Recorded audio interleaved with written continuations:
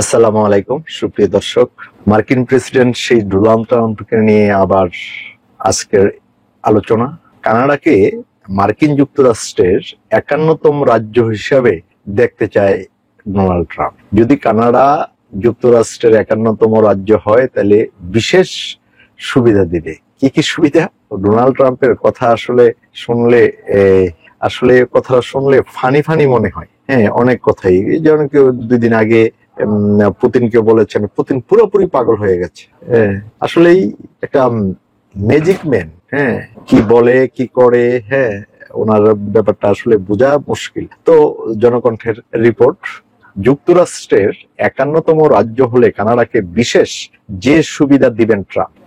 যুক্তরাষ্ট্রের president Donald Trump কানাডাকে তার প্রস্তাবিত গোল্ডেন ডোম ক্ষেপণাস্ত্র প্রতিরক্ষা ব্যবস্থায় অংশগ্রহণের জন্য 61 বিলিয়ন মার্কিন ডলার খরচ করতে হবে বলে জানিয়েছে।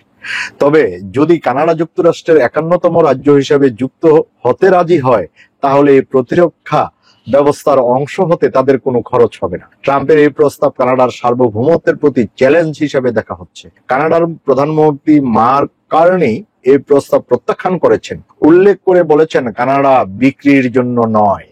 গোল্ডেন ডোম একটি মহাকাশ ভিত্তিক ক্ষেপণাস্ত্র প্রতিরক্ষা ব্যবস্থা যা যুক্তরাষ্ট্রের আকাশ সীমাকে ব্যালিস্টিক, হাইপারসনিক এবং ক্রুজ ক্ষেপণাস্ত্র থেকে রক্ষা করার লক্ষ্য নিয়ে তৈরি হচ্ছে। এই প্রকল্পের প্রাথমিক ব্যয় 175 মিলিয়ন ডলার হিসেবে নির্ধারণ করা হয়েছে। তবে কংগ্রেশনাল বাজেট অফিস সিবিইউ এর ব্যয় 500 বিলিয়ন ডলার পর্যন্ত হতে পারে বলে আশঙ্কা প্রকাশ করেছে। প্রকল্পটির বাস্তবায়ন নিয়ে বিশেষজ্ঞরা সন্দেহ প্রকাশ করেছেন, কারণ এটি বাস্তবায়নের জন্য প্রয়োজনীয় প্রযুক্তি এবং অর্থনৈতিক সক্ষমতা এখনো প্রাপ্ত হয়নি। কানাডা ইতিমধ্যে যুক্তরাষ্ট্রের সঙ্গে যৌথ প্রতিরক্ষা উদ্যোগ এর মাধ্যমে উত্তর আমেরিকার আকাশ সীমা রক্ষায় অংশগ্রহণ করেছে। তবে গোল্ডেন ডোম প্রকল্পে কানাডার অংশগ্রহণ নিয়ে আলোচনা চলছে, কিন্তু কোনো চূড়ান্ত সিদ্ধান্ত এখনো নেওয়া হয়নি। কানাডার প্রতিরক্ষা মন্ত্রী বিল ব্লেয়ার বলেছেন, আমরা একটি সমন্বিত ক্ষেপণাস্ত্র প্রতিরক্ষা ব্যবস্থা গঠনে আগ্রহী, তবে এটি আমাদের জাতীয় স্বার্থের সঙ্গে সঙ্গতিপূর্ণ হতে হবে। ট্রাম্পের গোল্ডেন ডোম প্রকল্পের বাস্তবায়ন নিয়ে প্রশ্ন উঠেছে, বিশেষ করে মহাকাশ ভিত্তিক ক্ষেপণাস্ত্র প্রতিরক্ষা ব্যবস্থা বাস্তবায়নের জন্য প্রয়োজনীয় প্রযুক্তি এবং অর্থনৈতিক সক্ষমতা এখনো প্রাপ্ত হয়নি।